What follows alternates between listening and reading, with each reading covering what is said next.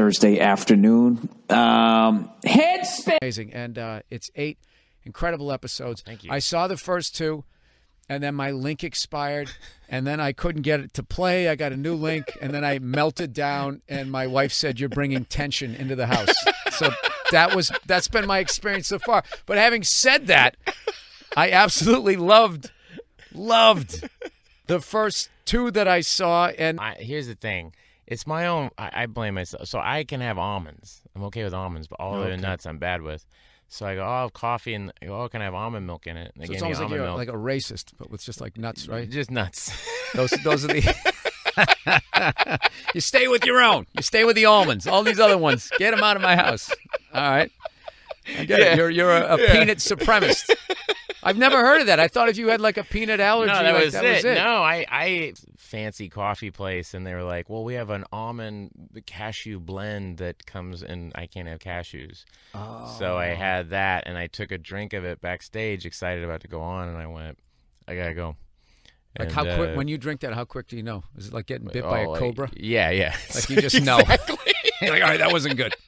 I need the antidote. Yeah, you don't get bit by a cobra and go, I'm going to wait. I can do this 20 podcast. minutes. I could do the podcast. I'm fine. My leg's all black and blue. And it's an Alec who co-created Barry. He's not a very effusive guy. And he was standing behind me, and Henry told this story where Does that mean not emotional? Yeah, he's I'm not Swedish. Smart, neither am I. He's Swedish. He's Swedish, you know. Okay. He's like, huh.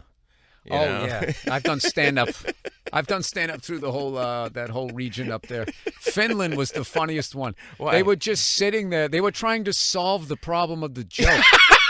Like I would sit there and I'm doing the joke, and it was just quiet and quiet and quiet. And then if somebody's just finally goes, "Why didn't you just blah, blah, blah, blah, blah?" And I was just like, is that what you fucking guys are doing? I go, you don't need to solve these. This isn't like a self-help thing. This is just Why absurd. don't you just kick your wife out of the house? Yes. Bury her in the backyard and say she went to her mother's. Why don't you do that? Yeah, so that was Finland, though. But I definitely noticed there was when somebody that's known for doing comedy gets to do some drama stuff, because for some reason they think that I don't know who the comedian was that screwed it up for the rest of us. I want to know who that person was, and also who the person was that fucked up so bad that we all actors now have to get there like 9 hours before you're going to get called. You just sit there with the fake mustache glued on your face. It's just like, who fucked up? Who fucked up?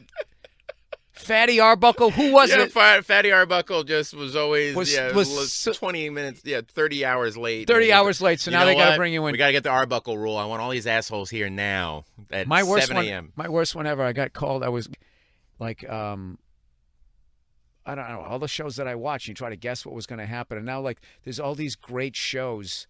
They just dump it all on and people just sit down. It's like the greatest bottle of wine ever, and you like shotgun it.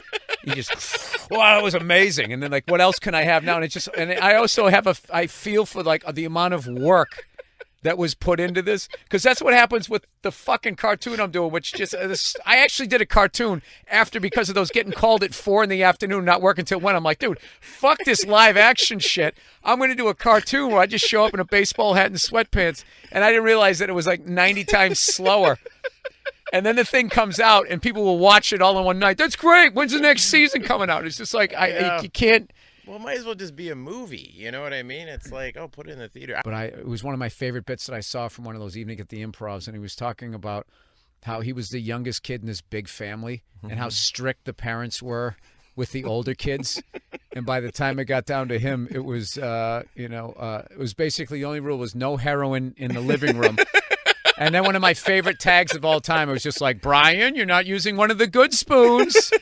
And that was just like, for a clean joke and all that. I really loved it. I got to actually run into him and tell him. And I remember just talking to that guy and him just looking at me like, how the fuck does this kid? Oh, my God. Remember Bob Nelson? That guy? There was a guy, Bob Nelson. That's how they lived their life. I got a buddy of mine, Joe DeRosa, was opening for me.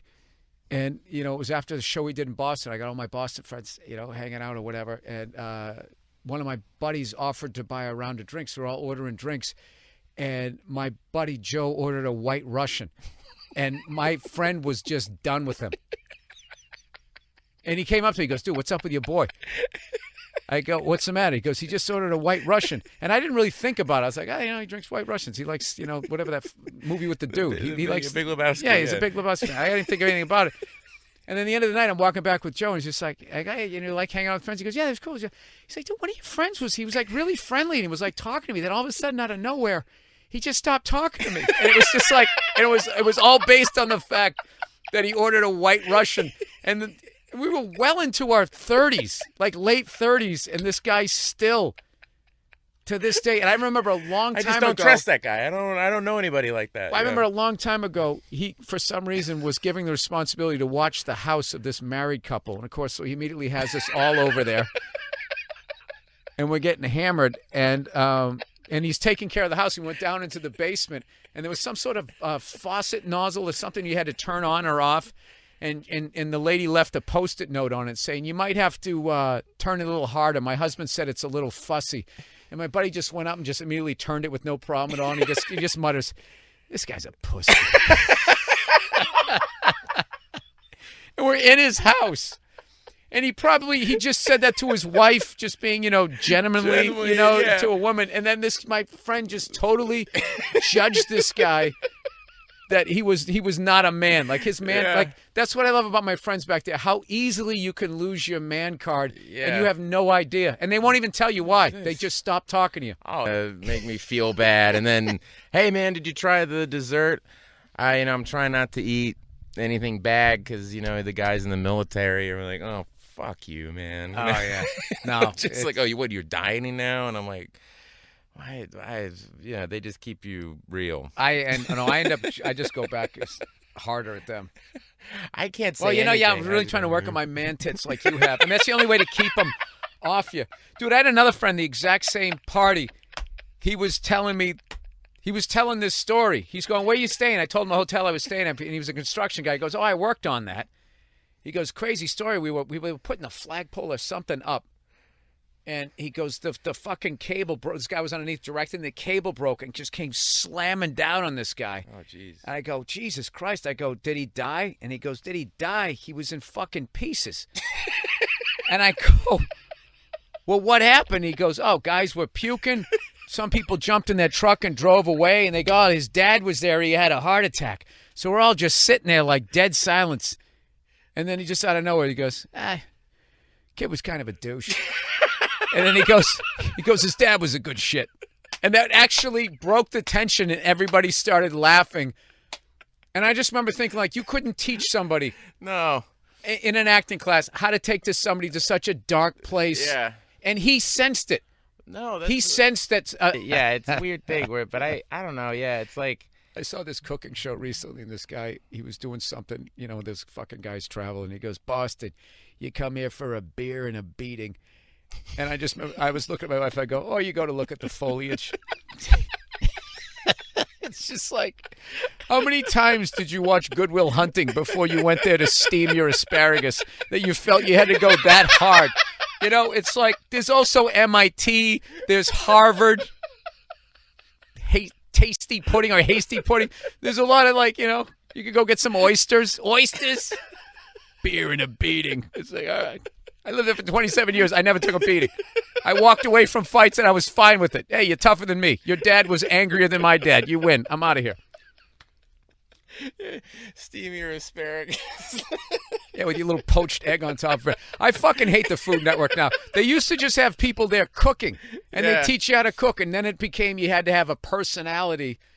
And I respect his cooking, but I blame that fucking Emerald Lagasse. He's the guy. I'm gonna fucking put some sugar, bam. Yeah, right. And he had a studio audience and a band. I used to be the assistant. There's a lot of that. I want to know what else is. I know. I'm too jaded that I don't consider that groundbreaking. I'm just like, you guys wanted an episode off.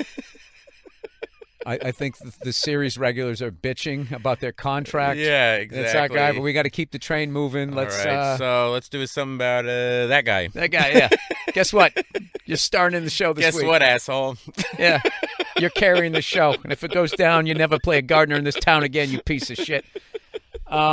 Well, anyways, thank you so much for coming on. Oh man, this was odd. I feel like this. Oh, my head hurts. I'm laughing so much. Good. But no, it was great. That's all my interviews want to be. Oh, good. I don't want anybody to learn anything about you. I just want to give you a break from the same fucking 20 questions. But I'm so happy for you, man.